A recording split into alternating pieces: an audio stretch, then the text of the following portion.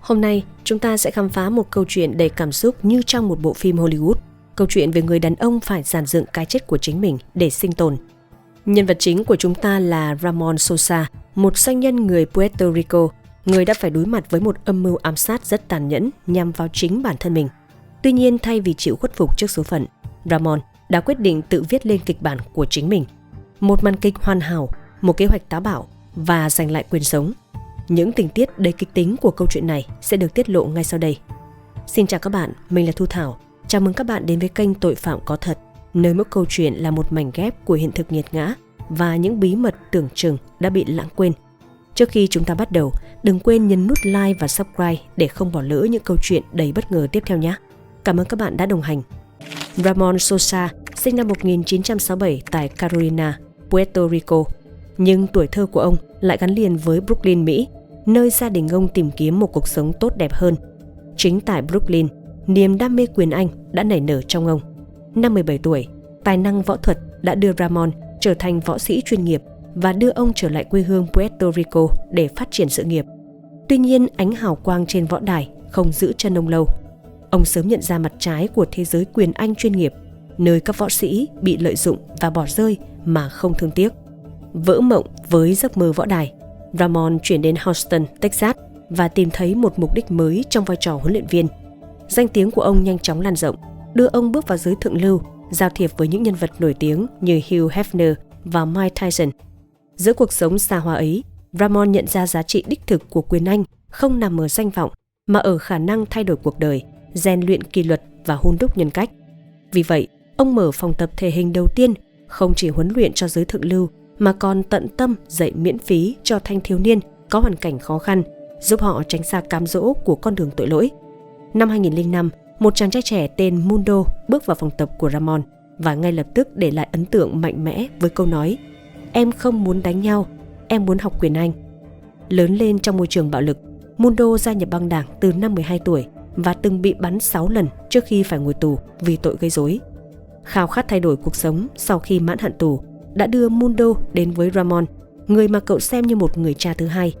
Dưới sự dìu dắt của Ramon, Mundo không chỉ được rèn luyện thể chất mà còn được tôi luyện ý chí, hoàn toàn rũ bỏ quá khứ đen tối của một thành viên băng đảng. Mundo trở thành cộng sự đắc lực của Ramon trong các hoạt động cộng đồng, giúp đỡ những thanh thiếu niên có hoàn cảnh tương tự mình. Tuy nhiên, Ramon không thể ngờ rằng chính Mundo sẽ là người mang đến cho ông bài học lớn nhất trong cuộc đời. Một bài học mà mãi về sau mới được tiết lộ. Năm 2007, Ramon, khi đó 40 tuổi và đã ly hôn được 7 năm, đang tận hưởng cuộc sống độc thân tại một hộp đêm Latin sôi động. Trong bộ vest Versace lịch lãm và chiếc đồng hồ sang trọng, Ramon đã bị vẻ đẹp quyến rũ của Maria Lourdes Durante, hay còn gọi là Lulu, một phụ nữ Mexico với dáng người mảnh mai và mái tóc đen dài óng ả, hoàn toàn chinh phục. Thay vì chủ động tiếp cận, Ramon lại chọn cách quan sát từ xa, ly rượu trên tay, hy vọng vào một điều kỳ diệu. Và điều kỳ diệu đã đến một cách bất ngờ. Lulu vô tình giẫm phải chân Ramon khi đi ngang qua. Cú va chạm từ đôi giày cao gót để lại một cơn đau khó quên, nhưng cũng tạo ra cơ hội cho Ramon mời cô một điệu nhảy. Bị cuốn hút bởi sự lịch lãm của Ramon, Lulu nhanh chóng đáp lại tình cảm của anh. Đêm hôm đó đã mở ra một chương tình yêu lãng mạn cho cả hai. Họ bắt đầu hẹn hò và tình yêu nhanh chóng nảy nở. Lulu trở thành huấn luyện viên kickboxing tại phòng tập của Ramon, một công việc ổn định hơn so với công việc dọn dẹp và massage mà cô phải làm trước đó do visa du lịch hết hạn. Ramon yêu thương và chăm sóc tận tình Lulu cùng hai con của cô, những người đã cùng cô di cư từ Mexico sau cuộc hôn nhân đổ vỡ. Năm 2010, giấc mơ Mỹ của Lulu đã thành hiện thực khi cô và Ramon kết hôn, giúp cô chính thức trở thành công dân Mỹ. Ramon yêu Lulu say đắm và được cô chăm sóc chu đáo. Từ việc massage, làm móng, rót rượu đến nấu ăn và chăm sóc nhà cửa, Lulu luôn chu đáo và chiều chuộng Ramon hết mực, khiến bạn bè anh không khỏi ghen tị.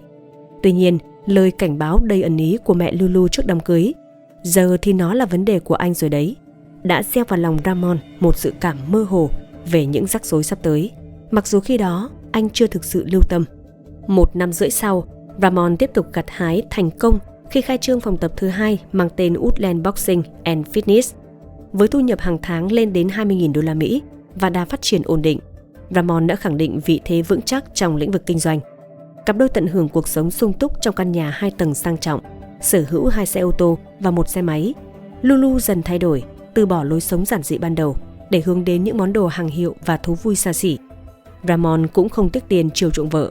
Cả hai cùng nhau tận hưởng những điều tốt đẹp nhất mà cuộc sống mang lại. Tuy nhiên, sau 3 năm chờ đợi, khi mẹ và 2 con trai tuổi teen của Lulu cuối cùng cũng được cấp quốc tịch Mỹ, mối quan hệ của họ bắt đầu xuất hiện những rạn nứt. Trong một chuyến du lịch đến Puerto Rico, một cuộc tranh cãi nhỏ đã leo thang thành một trận cãi vã dữ dội.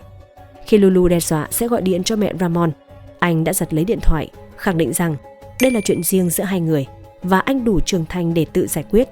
Hành động này khiến Lulu nổi giận. Cô lập tức gọi bảo vệ khách sạn và tố cáo Ramon bạo hành. Sau khi lắng nghe cả hai bên, trưởng bộ phận an ninh khuyên họ nên ngủ riêng. Vụ việc này trở thành vết rạn đầu tiên trong cuộc hôn nhân tưởng chừng viên mãn. Mọi chuyện càng trở nên tồi tệ hơn khi họ gặp khó khăn về tài chính, ảnh hưởng trực tiếp đến lối sống xa hoa mà Lulu đã quen thuộc. Ramon bắt đầu nghi ngờ Lulu biển thủ tiền từ phòng tập khi nhận thấy sự chênh lệch giữa số lượng khách hàng tăng lên và doanh thu không đổi. Mâu thuẫn leo thang đến đỉnh điểm vào tháng 3 năm 2015 khi Lulu đệ đơn ly hôn và yêu cầu được hưởng toàn bộ tài sản. Ramon chỉ đồng ý ly hôn nếu tài sản được chia đều, nhưng Lulu kiên quyết đòi tất cả. Yêu sách này khiến Ramon cảm thấy bất công, đặc biệt khi so sánh với cuộc ly hôn trước đó của anh. Hơn nữa, khi gặp Lulu, anh đã có sự nghiệp ổn định và một phòng tập đang hoạt động tốt. Sau khi đệ đơn, Lulu liên tục tìm cách hủy hoại danh tiếng của Ramon. Cô ta gọi điện cho bạn bè khách hàng, tố cáo anh là vũ phu, lười biếng và không đóng góp gì cho phòng tập. Thậm chí, Lulu còn liên hệ với các nhà tài trợ của tổ chức phi lợi nhuận Young Prospect do Ramon thành lập, vu khống anh biển thủ quỹ, khiến họ rút lại hỗ trợ và buộc tổ chức phải đóng cửa. Tuy nhiên, sau khi điều tra, không có bất kỳ bằng chứng nào chứng minh những cáo buộc của Lulu về việc Ramon bạo hành hay tham ô. Gia đình và bạn bè đều khẳng định Ramon là người hiền lành tốt bụng. Các con riêng của anh cũng cho biết Lulu đã đối xử tệ bạc với chúng ngay từ đầu, khiến chúng luôn giữ khoảng cách. Mặc dù đang trong quá trình ly hôn, Ramon và Lulu vẫn sống chung nhà, nhưng ở 2 tầng riêng biệt. Mâu thuẫn tiếp tục leo thang khi Ramon muốn sử dụng chiếc xe bán tải của công ty, chiếc xe mà một trong 2 con trai của Lulu coi như của riêng. Cậu con trai đã quay phim lại cuộc tranh cãi, yêu cầu Ramon trả lại xe. Tuy nhiên, lần này Ramon không nhượng bộ. Khi cậu dí điện thoại sát mặt, Ramon đã gạt tay khiến điện thoại rơi xuống, làm gián đoạn việc quay phim. Ramon khẳng định anh chỉ gạt điện thoại chứ không hề động tay đến cậu bé. Với kinh nghiệm của một võ sĩ quyền Anh chuyên nghiệp, anh cho rằng nếu thực sự ra tay, cậu bé đã không thể đứng vững. Tuy nhiên, Ramon vẫn bị cáo buộc hành hung và bị cấm đến gần nhà cũng như phòng tập ở Woodland. Lulu cung cấp cho luật sư những bức ảnh chụp vết thương trên cơ thể được cho là do Ramon gây ra. Tuy nhiên, khi xem xét kỹ, những vết thương này chỉ là vài vết xước nhỏ trên chân, khó có thể tin là do một cựu võ sĩ quyền Anh gây ra. Hậu quả của những lời cáo buộc này lại phản tác dụng với Lulu. Cô ta cũng bị cấm đến gần phòng tập đầu tiên của Ramon, phòng tập mà anh đã sở hữu trước khi gặp cô. Mặc dù đây có thể được xem là một phần của việc phân chia tài sản trong thủ tục ly hôn, Lulu vẫn không hài lòng. Cô ta muốn sở hữu tất cả. Nhận thấy không thể thắng kiện, Lulu đi đến một quyết định tàn độc. Cách duy nhất để Ramon trắng tay là khiến anh ta biến mất vĩnh viễn. Vào một buổi chiều tại phòng tập, Mundo tình cờ nghe được cuộc trò chuyện giữa Lulu và con gái 16 tuổi của cô trong văn phòng. Họ đang bàn luận về một chàng trai trong phòng tập có người chú là sát thủ chuyên nghiệp ở Mexico. Khi Mundo bước vào, anh nghe thấy Lulu hỏi liệu người chú đó có thể giải quyết vấn đề hiện tại của cô ta hay không. Mundo gần như chắc chắn vấn đề mà Lulu ám chỉ chính là Ramon, nhưng anh cần thêm bằng chứng. Biết rõ mối quan hệ của Mundo với thế giới ngầm, Lulu dường như đang thăm dò để nhờ anh giúp đỡ. Lulu bắt đầu than vãn với Mundo về việc cô ta mệt mỏi và chán ghét Ramon đến mức nào. Ước gì anh ta biến mất. Khi Mundo hỏi rõ ý định, Lulu đáp lại bằng một cử chỉ kín đáo, mô phỏng hành động bóp cò súng. Cử chỉ này đã khẳng định nghi ngờ của Mundo. Phản ứng đầu tiên của Mundo là rời khỏi văn phòng và tiếp tục công việc, nhưng những lời nói của Lulu cứ vang vọng trong đầu anh. Biết rằng Lulu hoàn toàn nghiêm túc, sau một hồi đấu tranh nội tâm, Mundo đấm mạnh vào bao cát, quay lại tìm Lulu và nói rằng anh biết một người hoàn hảo cho công việc này. Mundo bắt đầu vẽ ra cho Lulu hình ảnh của Paco, một tay giang hồ khét tiếng trong băng đảng cũ của anh, với khuôn mặt được vẽ trên cả bức tường 2 tầng, một biểu tượng của quyền lực và sự tàn bạo. Mundo nhấn mạnh rằng Paco cực kỳ nguy hiểm và nói tiếng Tây Ban Nha giống như Lulu. Anh còn đề nghị một lựa chọn khác, một sát thủ tên John Boy, nếu Lulu muốn giao tiếp bằng tiếng Anh. Rõ ràng Lulu rất hứng thú với những thông tin này. Ngay khi rời khỏi phòng tập, Mundo lập tức gọi điện, nhưng không phải cho Paco như đã nói với Lulu, mà là cho Ramon. Lòng trung thành của Mundo luôn hướng về Ramon, người anh đã kính trọng từ rất lâu, trước cả khi Lulu xuất hiện. Với kinh nghiệm từng trải trong thế giới ngầm, Mundo nhận ra bản chất tàn độc của Lulu. Anh kể lại cho Ramon về ánh mắt sát khí của Lulu, một ánh mắt mà anh đã quá quen thuộc. Mundo khẳng định rằng Lulu hoàn toàn nghiêm túc. Ban đầu Ramon không tin, cho rằng đó chỉ là một trò đùa ác ý. Trước sự kiên quyết của Mundo, Ramon cuối cùng cũng đồng ý gặp mặt. Trong cuộc gặp đó, Mundo đã vạch trần toàn bộ âm mưu thâm độc của Lulu. Dù vẫn còn bàng hoàng, Ramon đề nghị Mundo gặp lại Lulu, nhưng lần này phải bí mật ghi âm lại toàn bộ cuộc trò chuyện.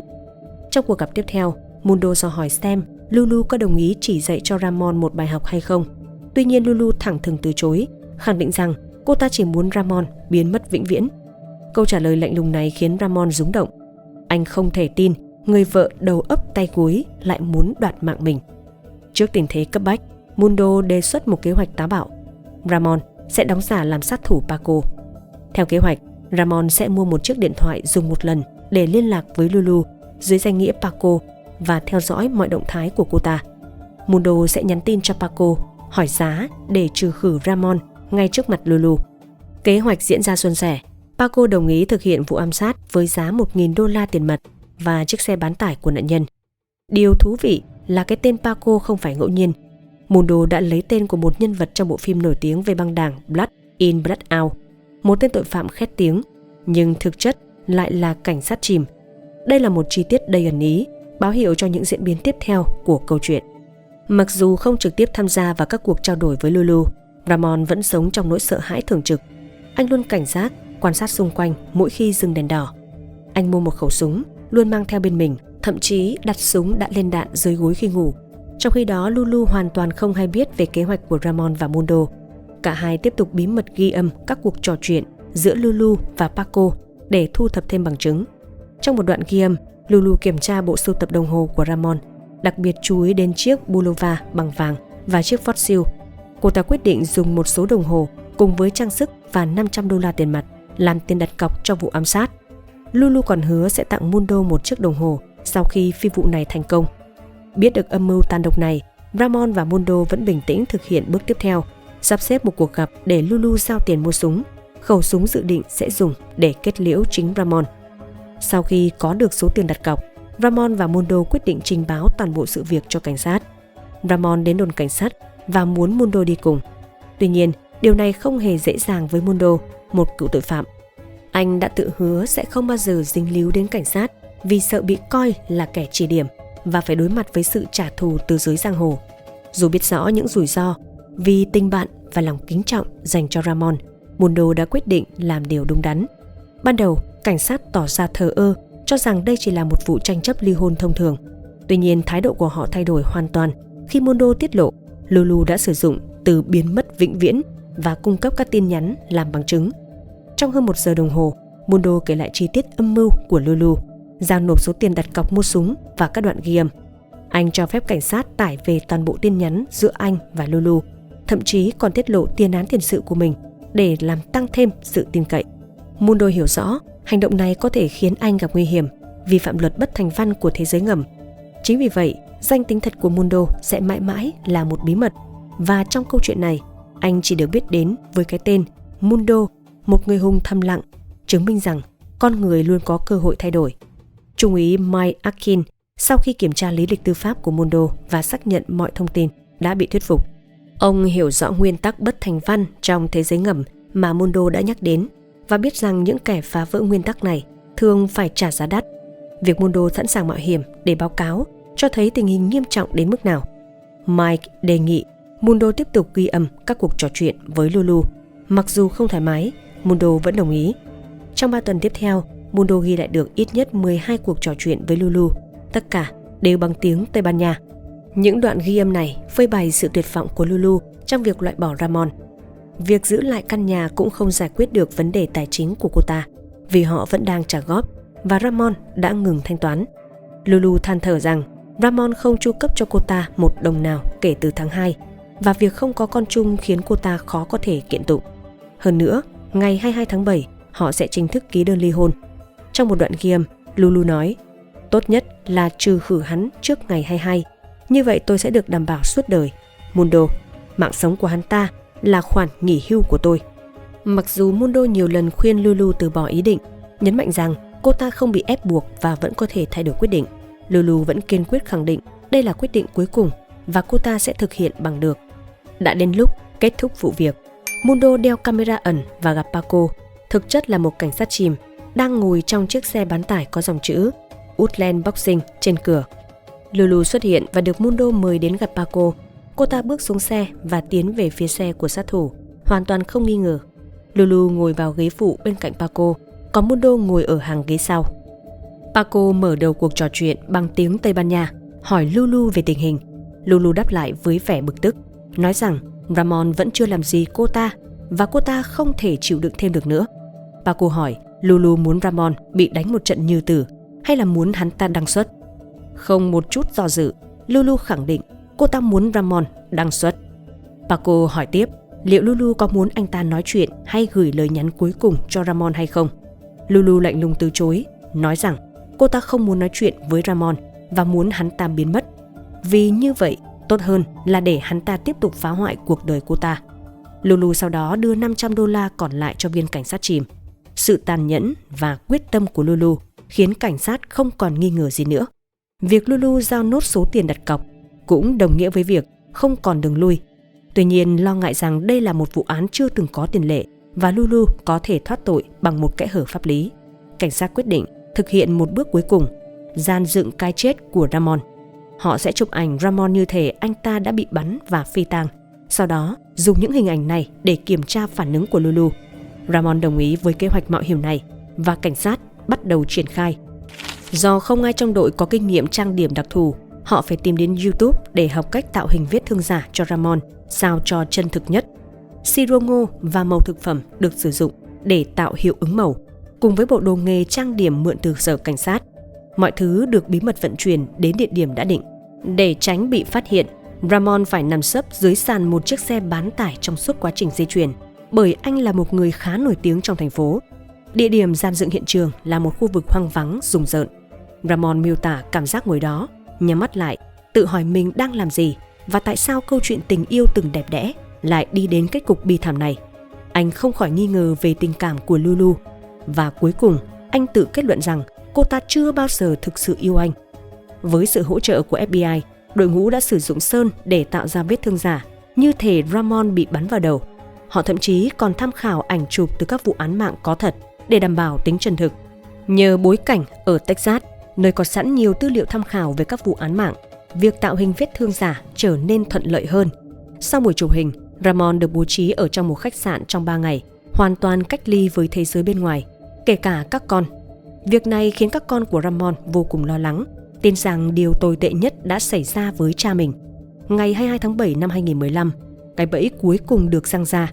Một cảnh sát chìm đóng giả sát thủ hẹn gặp Lulu tại một bãi đậu xe. Lulu bước lên chiếc xe bán tải được cho là của Paco mà không hề hay biết có 2 camera ẩn đang ghi lại mọi hành động. Khi sát thủ thông báo rằng việc đã xong xuôi sáng nay, Lulu không hề tỏ ra xúc động hay là hối hận, chỉ lạnh lùng nói rằng cô ta có $1.000 như đã thỏa thuận. Paco lấy điện thoại ra và cho Lulu xem ảnh Ramon nằm bất động. Vẫn không một chút cảm xúc, Lulu thậm chí còn hỏi về những giây phút cuối đời của Ramon. Viên cảnh sát chìm bịa ra rằng Ramon đã chống cự quyết liệt và gào thét trong tuyệt vọng. Anh ta cũng nói thêm rằng xe của Ramon đang ở trong một gara và sắp bị tháo dỡ. Sau đó Lulu bình thản đề nghị sử dụng FaceTime cho những lần liên lạc sau để tránh bị cảnh sát theo dõi. Để thấy rõ hơn sự lạnh lùng của Lulu, mời các bạn cùng nghe một phần đoạn hội thoại được ghi lại. Hãy đặc biệt chú ý đến tiếng cười ở cuối đoạn. Trông cô khỏe đấy. Mọi việc ổn chứ? Vâng, chúng tôi đã xử lý xong sáng nay rồi. Vậy à? Cô đang đi đâu vậy? Đang rời khỏi chung cư. Rời khỏi chung cư à? Tôi đang đi làm. Tôi có 1.000. Hắn ta có chống cự không? Có chống cự không? Sáng hôm sau, trong khi Ramon vẫn đang ẩn náu tại khách sạn, cảnh sát đến phòng tập và thông báo với Lulu rằng họ nhận được tin báo về sự mất tích của chồng cô. Đáng tiếc, không có ghi hình nào về phản ứng của Lulu lúc đó, khi cô ta nhận ra mình đã sập bẫy. Chúng ta chỉ có thể hình dung sự bối rối và hoảng sợ của cô ta khi bị đưa về đồn cảnh sát. Tuy nhiên, thay vì khai báo, Lulu đã giữ im lặng và yêu cầu được gặp luật sư. Cho đến nay, cô ta vẫn chưa từng trả lời bất kỳ cuộc phỏng vấn nào về vụ việc. Sự im lặng của Lulu không thể giúp cô ta thoát tội. Vào tháng 10 năm 2016, 15 tháng sau vụ việc, Lulu bị đưa ra xét xử và nhận tội. Trong phiên tòa, Ramon cố gắng tránh nhìn mặt người vợ cũ. Khi thẩm phán tuyên án Lulu 20 năm tù giam, tất cả những gì Ramon thấy là Lulu bước ra khỏi phòng xử án trong bộ đồng phục tù nhân màu hồng. Cả Ramon và gia đình anh đều không hài lòng với mức án này, bởi Lulu có khả năng được trả tự do khi 62 tuổi, nếu không được giảm án vì cải tạo tốt. Về phần Ramon Sosa, anh đã phải tuyên bố phá sản và hiện đang sống trong cảnh nợ nần, nhưng anh vẫn kiên trì với công việc huấn luyện quyền Anh, tiếp tục theo đuổi đam mê và xây dựng lại cuộc đời. Câu chuyện của Ramon Sosa không chỉ là một vụ án ly kỳ, mà còn là một lời cảnh tỉnh về lòng tham, sự phản bội và những góc khuất trong hôn nhân. Nó cho thấy đôi khi người ta có thể bị mù quáng bởi tình yêu và sự tin tưởng, để rồi phải trả giá đắt. Đồng thời, câu chuyện cũng ca ngợi lòng dũng cảm và tình bạn cao đẹp của Mundo, người đã không ngần ngại mạo hiểm để bảo vệ người mà anh coi như cha mình. Vậy còn bạn nghĩ sao về vụ án này? Liệu mức án dành cho Lulu có thỏa đáng? Và bài học lớn nhất mà bạn rút ra được là gì? Hãy chia sẻ ý kiến của bạn ở dưới phần bình luận. Và đừng quên nhấn like và subscribe kênh Tội Phạm Có Thật để đón xem những câu chuyện hấp dẫn khác. Cảm ơn các bạn đã theo dõi.